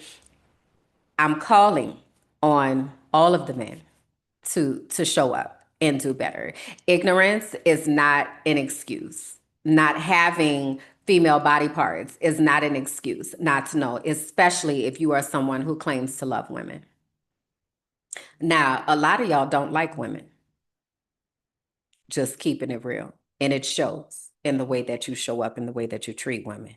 But if you are a man who claims to love and care about women, it is your duty and responsibility to understand how to show up for us more and how to protect us more. Okay. So I'm gonna put a pin in that because we probably gonna come back to it because reproductive rights are being scaled back every single day, and it's probably gonna be something else that I'm gonna have to come back up in here and talk about reproductive justice. But I'm gonna put a pin in that for right now. And before we get out of here, I want to give us a lighter thing to talk about. And this is a clip that comes from one of my favorite content creators and folks that are here in the content space. Her name is Melissa Fredericks, also known as Mrs. Kevon Sage. Y'all have heard me talk about Kevon Sage and the Kevon Sage universe many times because I have a deep, deep respect for the Fredericks family and Kevon Sage and the things that they're doing in their universe. So I ran across this clip the other day that Melissa was having a conversation with Tabitha Brown, who is also one of my favorite creators. And so I want us to wrap up with this. Hold on, let me make sure I started. Okay, here we go. On, my final days and I look back over my life, I don't want to say I supported a bunch of people to accomplish their goals, their dreams, their ambitions, and I didn't do anything that I wanted to do. And so once I came to that, I was like, well, first of all, guess what, girl? You're the main character. That's right. And it came with like an infusion of energy that I think most people are seeing online of like, my shoulders are out. And my thighs. Okay. Yes, my thighs are small, big thighs. What is it? Thick thighs save lives? Honey. Yes, I have thick thighs too. And that's your business. Yes, correct. I appropriate thick thigh culture. But like literally, I just felt like, if there was ever a time to take center stage in the movie that is my life, now is the time. Yes. And I'm on, my... So I feel that main character energy. Okay. And so all of my ladies who are watching, I am curious about what your main character energy looks like, right? In the face of all of this systemic stuff that is happening, what does it look like for you to show up in your main character energy? What is the name of your main character? What is the movie, if you will, that you are in? What is the name of this season of your life? What does that look like and sound like for you? I will share that I am in a season of life where I am unapologetic about who I am. I am embracing boldness. I am using my voice and using my voice with intention and impact, and being okay with having my circle be small. Having my circle, my cousin Kalanda would say that she has, I think she said she has a dot. Having my circle be insulated in a way that is allowing me to be able to show up in the fullness of who I am. That is the season that I am in. Okay. And all of us are in different seasons, and that's totally okay. I'm just curious about what this season looks like for you. So what is your main character energy? How does that show up for you? How are you embracing that? So whether that's you're doing your hair in a new way, whether that's you're experimenting with fashion, Okay. What does that main character energy look like for you? Because we are all main characters. And while society is trying to get its shit together, I think it is supremely important for us to know what our main character energy looks like. So no raggedy person is able to come and mute that. Okay. So that is my charge and my challenge to all of the women that are listening and was probably like, girl, the whole time I was talking. Sis, what is your main character energy looking like these days? Tell me in the comments, let me know in the chat what that main character energy looks like and what is the name of this season of life that you are in. All right. So we are going to prepare to get on from out of here today as the hour has come. And our final thought today is inspired by a quote from Bell Hooks, who is a famous author. And feeling 40-ish. I love that. I love that. That's so cute. That's so cute. I love that. Keep those coming. Keep those coming. Okay, so our final thought today is inspired by a quote from Bell Hooks. To build community requires vigilant awareness of the work we must continually do to undermine all the socialization that leads us to behave in ways that perpetuate domination. If we truly want community, we have to be honest about the habits that we have learned that harm Black women. Trusting and protecting and loving Black women requires more than passive intention. It requires intentional unlearning. Real love demands that we examine the ways we were taught to dominate, dismiss, and silence Black women. Building community means doing the work to unlearn those patterns and choosing something different. Liberation begins when we are willing to challenge the lessons that taught us whose voices matter and whose bodies deserve protection. Trusting Black women is a major part of that work. If we want real community, protecting and honoring Black women has to be at the center. Okay? So that is what I want to leave us with today. Okay. And please do share this with someone. Again, if you have not already liked the video, please go ahead and like the video. If you have not subscribed to the page, please go ahead and subscribe to the page. Immediately after I get off, I would really appreciate if you all would go in and leave a comment. Again, that comment can be that you are leaving sunflowers, there, or you can respond to one of the many questions that I have asked as we are here. But I really would like for you to help me to spread the word about all of the things that are happening in the world, that are happening in the worlds of Black women, and really holding ourselves accountable to how we can show up in a more caring and loving way for the Black women that are in our lives and the Black women that we claim that we care about. All right. So again, tomorrow we are going to have the premiere of From Auntie with Love, our very first episode. It'll premiere at 6 p.m. Eastern. So go ahead and mark your calendars for that. And then next week, we will be back with our next episode of The Frolicking Truth at 12 p.m. Eastern. If you are a part of the archive, you also get a bonus episode on Wednesdays. I'm playing with the name, but right now it seems like it's going to be called Just Ask Kim. And it's our time to really just chat and like hang out and learn more about each other and just talk about random things. So if you are looking to have that type of connection, please do come over to the archive at patreon.com/mindingmyblack-ass-business. All right. I see y'all in the comments. I love you too. Thank you for always being here, and I'll see y'all later.